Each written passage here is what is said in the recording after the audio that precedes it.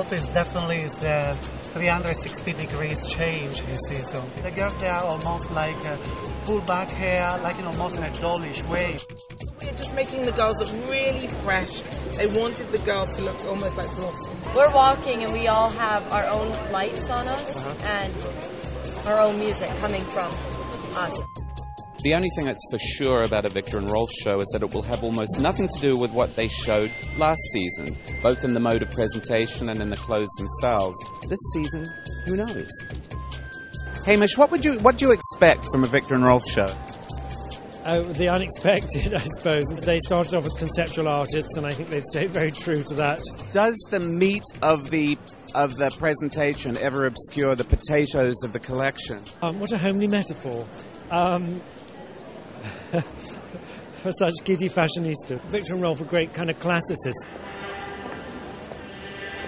With each model walking in her own private world, with her own private sound system and her own private lighting rig, the point of the whole exercise, I thought, seemed to be about isolation. It was very much about individuality and about autonomy. Since they live in Holland, they feel that they're living on an island and are very isolated within the fashion world. Well, I found it really uncomfortable to watch, but I thought the Dutch references were interesting. I'd like to see the clothes in the showroom. I thought it was amazing.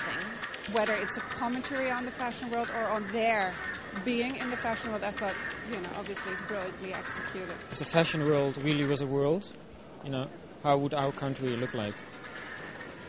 It's as well about... You mean your country, Holland? No, the Viktor and Rolf country.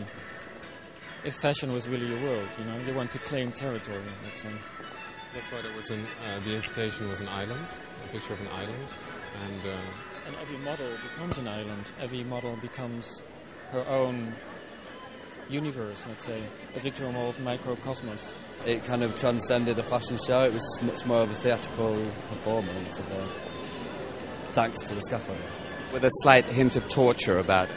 A little bit, yeah. Because you could just imagine what there was underneath the clothes to keep that scaffolding up there. Must have been slightly uncomfortable. Very traditional Dutch elements. I know this is a signature of yours, like you have traditional yellow clogs, but you've turned them into high heels. So Viktor and Rolf land is also very close to Holland, isn't it?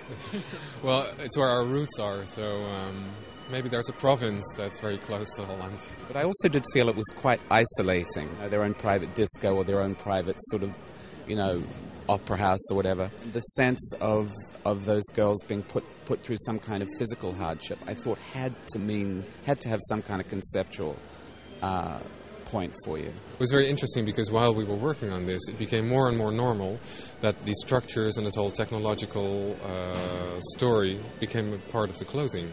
The idea on a conceptual level was just so brilliant. So in a sense, I think I could kind of overlook the cruel aspect of it somewhat. Paradoxical, provocative. Yeah, but I think once you see the clothes on a rack or on a person, they're going to be incredible. I thought it would have been nice if one of them had been playing the theme from Close Encounters, because all those lights with the speakers and things, I thought I was thinking of Close Encounters here and there.